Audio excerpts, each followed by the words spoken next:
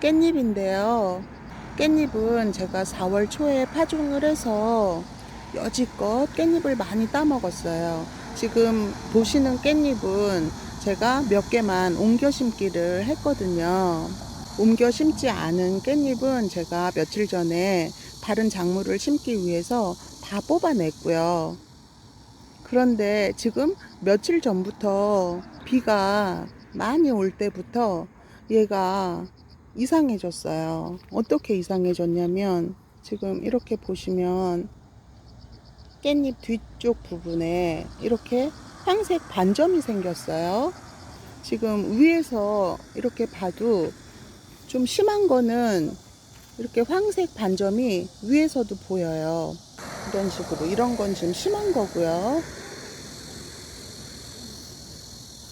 이런 거는 괜찮아 보여도 이렇게 들춰보면 한 부분이 녹병이 보이네요.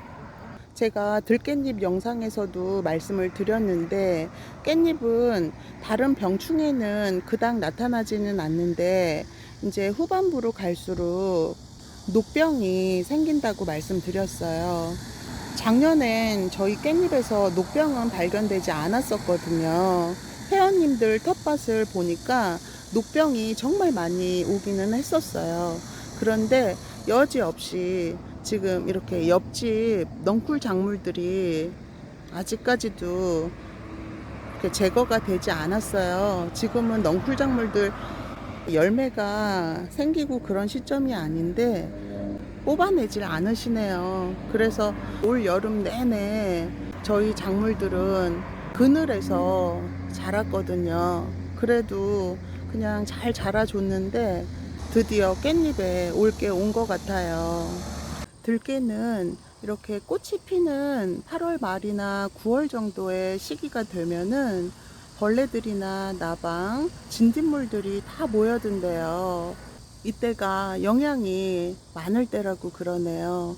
이제 영양을 집중시켜서 꽃을 피우기 위함이겠죠.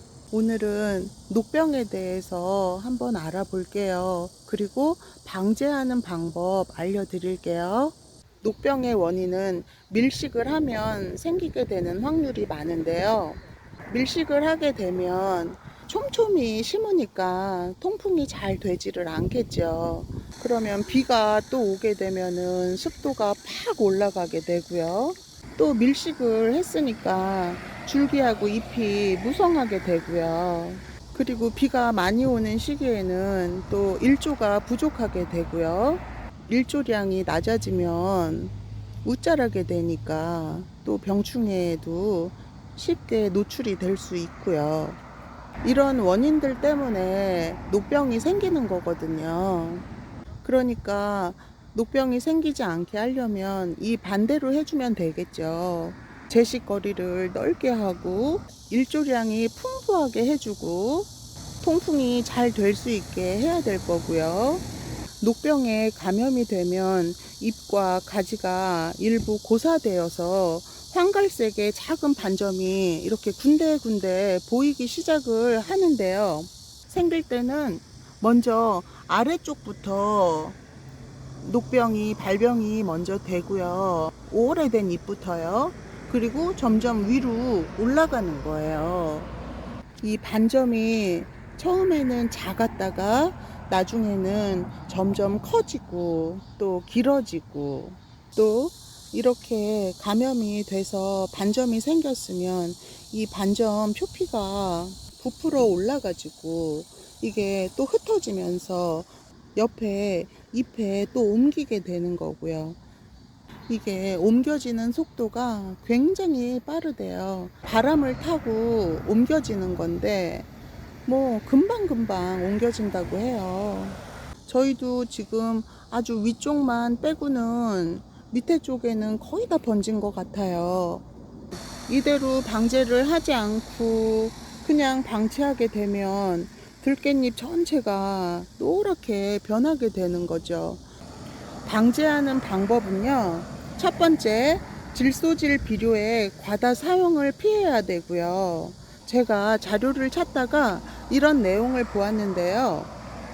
감염된 잎을 제거하고 퇴비를 많이 주라고요. 그런데 그건 아니에요. 잎을 떼어주는 건 맞지만 퇴비를 주는 건 좋지 않아요. 두 번째는 녹병 저항성 품종이 있다고 하니까 파종이나 정식 때 녹병 저항성 품종을 선택하시는 게 좋겠죠.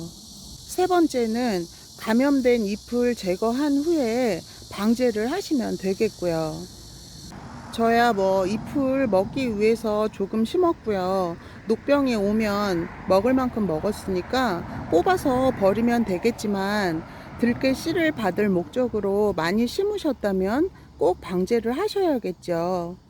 방제하는 방법은 발병하기 전에 예방약제를 뿌려주는 방법하고 발병 후에 방제를 하시는 방법이 있는데요. 예방약제로는 다이젠 수화제, 지네부 수화제 등의 예방약제가 있고요.